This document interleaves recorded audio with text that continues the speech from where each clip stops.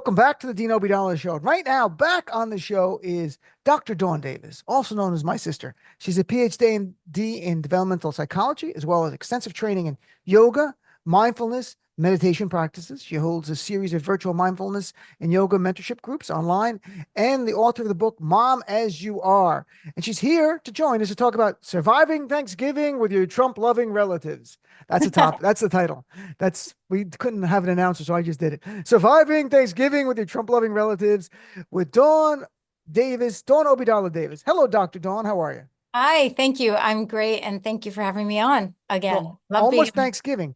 So let's almost. talk about, and it's not, and there's also, I want to get to the point where some are talking about should you even go to Thanksgiving with a Trump loving person? We'll get to that in a second. But you were on literally 2 days after the election. On the election was November 5th. You were on 2 days afterwards, give people advice to help them cope, that kind of stuff. And I got a lot of emails, and it was very helpful. You talk to a lot of people who are engaged in politics. How are they now, 3 weeks later, emotionally? Have they gone through the cycles of what if from shock to grief to denial, whatever it was? Yeah, it's interesting. We did talk about that a little bit 2 days after the election, that it was like grief and people go Mhm. through those stages. I mean, I think what I'm seeing is people are winding up in three different categories, one of three categories, and sometimes they vacillate between them. The first one really is people who are saying, look, Kamala lost, and let's figure out why. She lost fair and square because of Gaza, because she denied a Palestinian to speak at the DNC, because Trump invested millions of dollars in trans worries about trans people, which is, of course, less than 1% of the US population. But Right.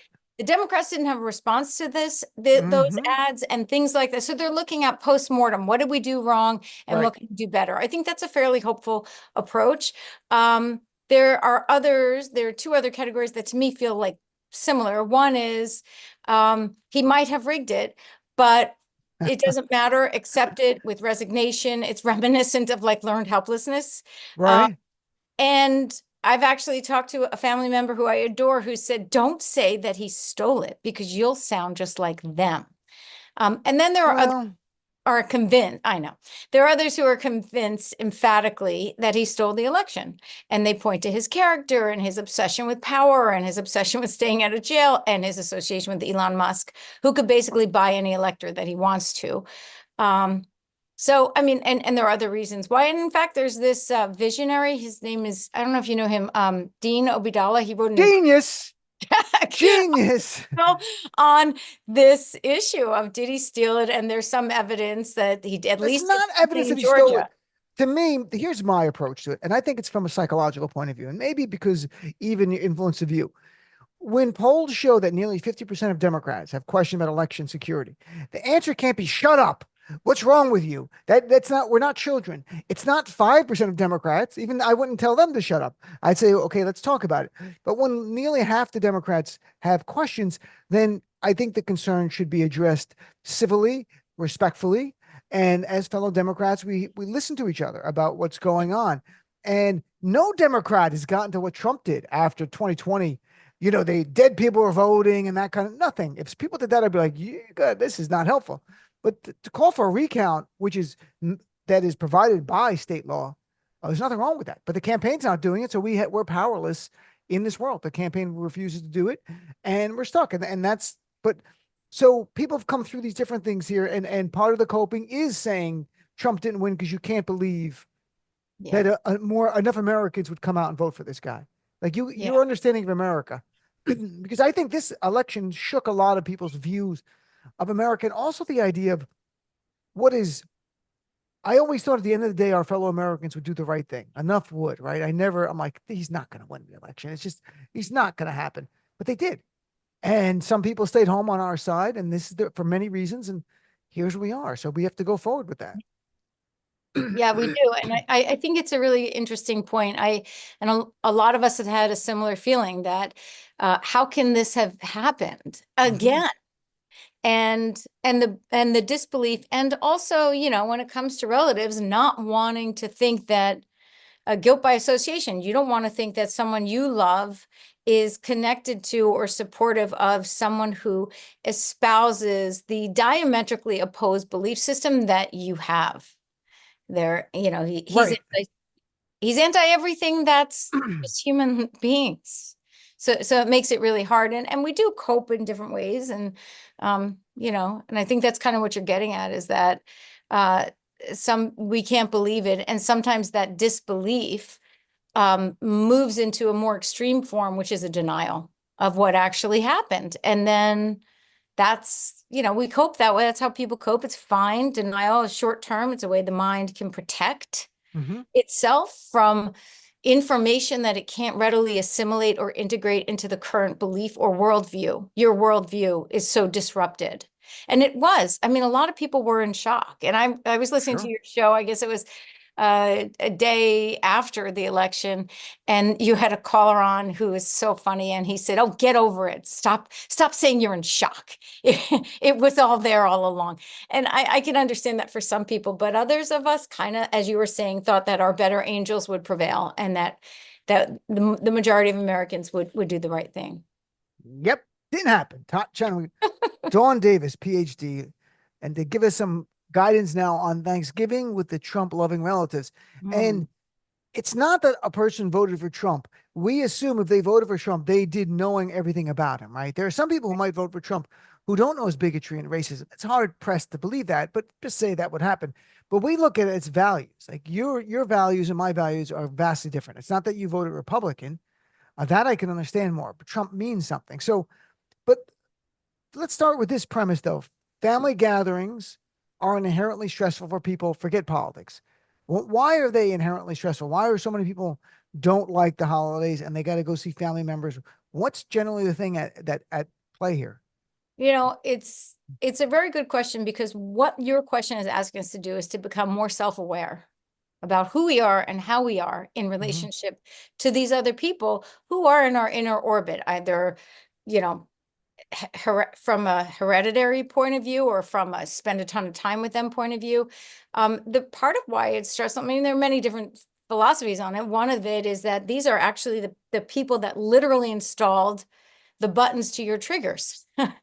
So when we get around our family of origin, it's very easy to slip into that role of younger child. Oh, Or if you're a parent, you can slip into the role of parenting a younger child. And the problem with those two things that can happen is that it's no longer grounded in the reality of the present moment. And believe it or not, some siblings don't get along. And yeah, that's all. I know we get along. Just kidding. The thing is with Dawn, what happens if we play a board game? It becomes a flashback to her like at 9 years old. Somehow I was allegedly in her brain a really bad brother when it came to games. Like I couldn't deal with losing well. So if she was winning a game, I would throw things off the board, which I deny all this. Rage quit. I didn't call it rage quit. That's a term that you Tim came up with does. later. He's actually developing a psychological game for kids. It's called Rage Quit. Anyway, it's a whole nother thing, but we coined it based on your behavior. So thank you for that. We'll send you some. I didn't do any of that. You've made this up. You've created a whole childhood that I was not present for. Yeah, I see. Well, we can talk about that another time, but because I have some thoughts on that one. But anyway, so it's very interesting because Dawn often tells me about things that she claims happened in our childhood. I'm like, I don't even know what you're talking about. I have evidence. Like, and they're not even like big, they're not even like life changing, like small things. I'm like, I wasn't there for that. And she's like, no, you not only were there, you caused this. I'm like, how could not me? But anyway, look, I can neither confirm nor deny the stories from my childhood if I don't remember them, right? If I have organic memory of them.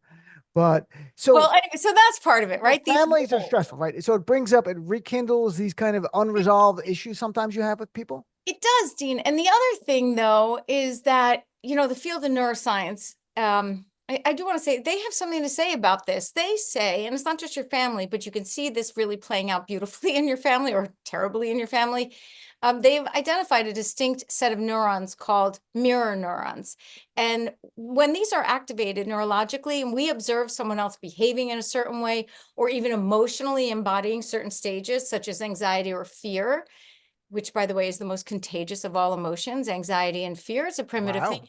We start to feel that. So if you're around people who are anxious because they remember something, or they didn't like the way you voted, or they didn't like your choices that you made about your life, and they're feeling anxious, that starts to affect the way that we could even go in feeling like pretty good. And then you get there and you're like half an hour in and you're like, what the hell just happened here? A lot of that is neurological. And it's, Hmm. again, all of these systems are made to help us survive. So, if you're, So, yeah. right. So, and I think the medical term is vibes. That's what we're talking Yeah, about here. I like that. That's That good. the idea of you get the weird vibe from someone in your family because they're stressed out, and then it gives you that vibe too. Although there's always somebody that is always like, okay, they don't get sucked into that. They go, can everyone just relax? Yeah, Like, yeah. can Well, we? that was our dad, right? He Right. totally, So what is that person like in every family? they're a Not I shouldn't saint. say every family, but there's someone who's like they don't get it's not contagious to them. They have the antidote to the Yeah, stress, and they're like, I see what's going on here. Everyone just relax, that kind of stuff. If yeah, it yeah. works or Well, not, it's different. But I'm saying there's that person. How do they stay right. immune to the No, it's a great, contagion? yeah, it's a great question. So, we were talking about roles earlier, and I was defining that with respect to where you are kind of in a family hierarchy. You're the parent, you're the child, you're the sibling, Mm. whatever. But some people take on roles that are beyond those particular family member roles, and they take on the role of I'm the peacemaker. I'm the bridger. I bridge two opposites, or I'm the black sheep, and no matter what happens, I'm going to get magnetize all the crap to me. So like it could be a positive role, it could be a negative role. The thing with these roles though is that they hem us in, they imprison us, even if they're positive, because they take us out of the present moment. And in a lot of ways, that's the antidote, is to be present with yourself, recognizing what's happening around you. We could talk a little more about that, but I think that's part of it. Also, the people who may say that they're or embody a peacemaker role, or someone who kind of is above the fray and can see it all, they may not have had the traumatic experiences that some other folks have had in their families. So if you're someone who, and 30% of us are at least, if you're someone who's been in a family where you've experienced trauma or significant loss, and I know that the field says 30%, but when I talk to people, it's more like 50 to 60% of Hmm. people. If you're in that group of people like us, you're going to feel a little more hypervigilant. It's going to cultivate this muscle in you of where you're kind of scanning the environment for when's the shoe going to drop next, or am I going to be hurt, even though you're an adult, and even though it's less likely to happen now, it's unlikely to happen now.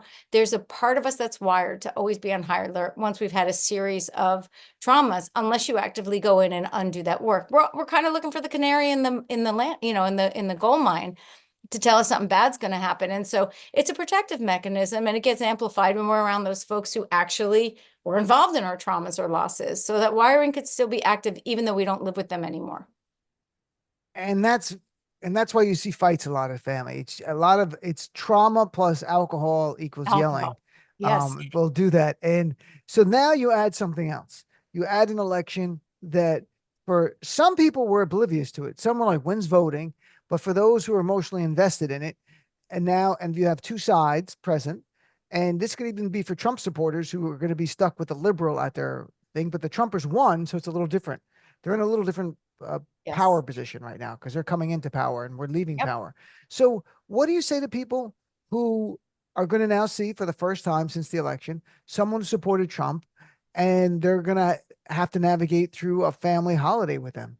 Yeah, I think it's a tricky place that we're in right now. And part of that is because of these things that you're identifying. And also, you have a history with these people who most likely voted for him in 2015 too. And 2016. well, no, they voted 2015 and then he got inaugurated in 2016, right? No, actually, the election's November 2016. Thank He you. gets sworn in January You're 6th right. You're right. I His mean, January pre-campaign was 20th. so long that it It feels like is. it's He's been going on forever. since 2010. And Right. he's been campaigning since 2016. In any case, 2015. Yep. yeah, That's when he began his campaign. yes.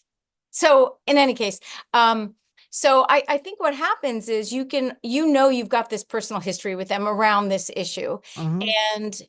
And so it has to be done on an individual basis. I mean, there are four responses that come to my mind. One, you can ignore this part of the conversation. You can have a conversation with them and say, like, look, here are our ground rules. You're not going to talk about this. They might defy you. And in that case, I would have a list of diversions, topics you can distract them with very easily. And some of our older members, you can do that a little more easily than others, but you can have a list of, the Patriots are better than the Giants. Like that type of conversation usually gets things going in a positive direction. I'm kidding. But a list of diversions that seem to be more or less neutral. That's one thing, ignore it. Divert. Second, you could try to convince them that they're terribly misguided and you're going to fix them. And Wait, okay, let's stop for a second. So one is, if you can do a ground rules, one is let's not talk about politics at all. Let's just all agree in advance, email, whatever.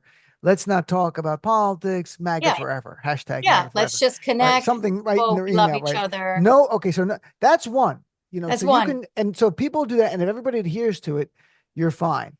But then Yes. there's others who don't make these ground rules. You go in and you're just hoping against hope that no one brings it up. Is it better to say, let's not talk about it in advance? Or could that, for some of these MAGA people, like, oh, you're being woke, you don't want to talk about the problems, or you're being PC, Yeah, sure. whatever You're term, naive. and Right, they rebel against that. They go, I'm going to talk about whatever I want because my orange monster won, and that's how it goes right now.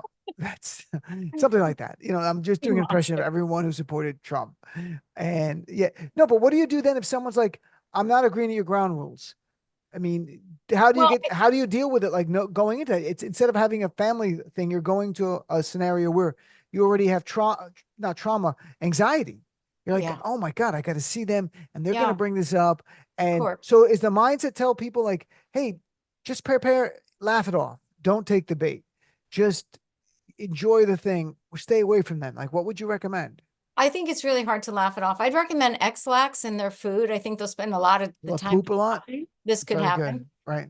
But I think that if you're dealing with someone who is right out of the gate, like I'm going to talk about what I want and you're naive not to talk about it, I think you can appeal to them and say, like, this is going to ruin the holiday. I love you. Let's figure out how to have a peaceful time together.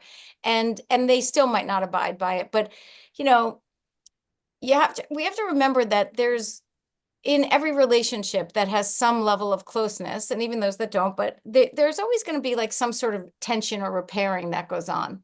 And that's actually a healthy thing.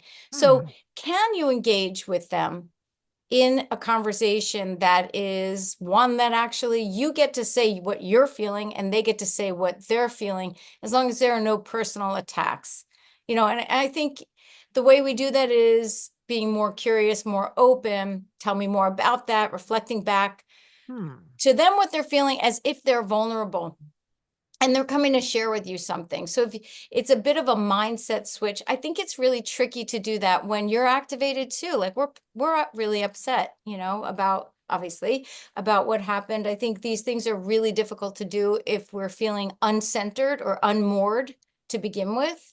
And then someone comes into our space or we're going into their space. You pull up to their house and there's a huge Trump flag. Now wow, you're that's not going in. That's not happening. So you can make a choice, right? That's an interesting choice too, to not go Just in. driving by. Just nope. There's got to be a Waffle House open in this area. And I'm going to go have some nice scrambled eggs and turkey bacon. I'll be really happy because I actually eat it there when I've seen it in the South.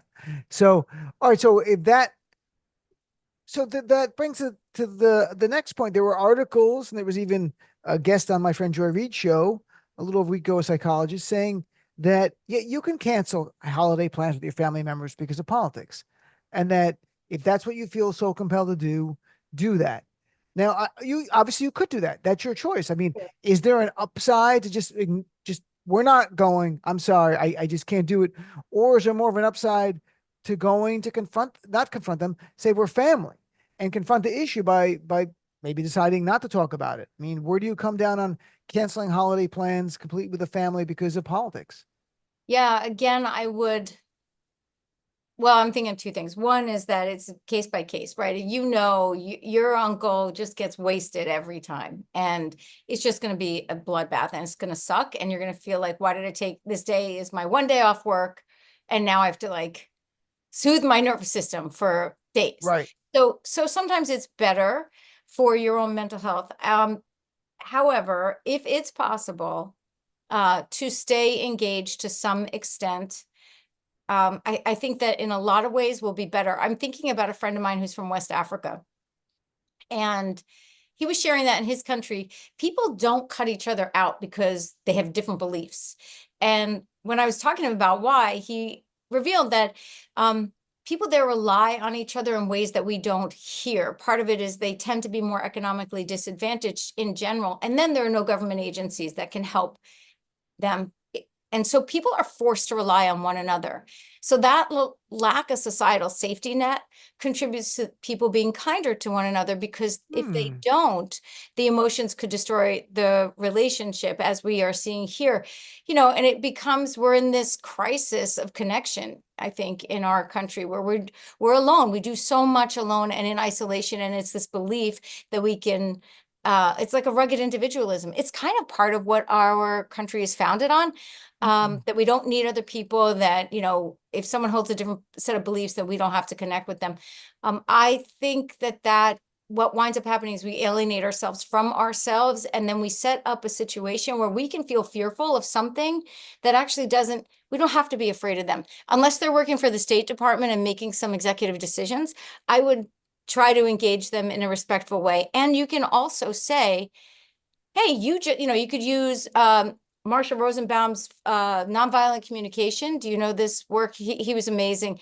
I mean, he's got these 4 components of it, which might be really useful to some of your listeners. If someone's saying something and it's hurtful to you, you can say, hey, you just called me a libtard, just what it is. And then you say, not judgmental, hey, you asshole, whatever you call me, you just did this.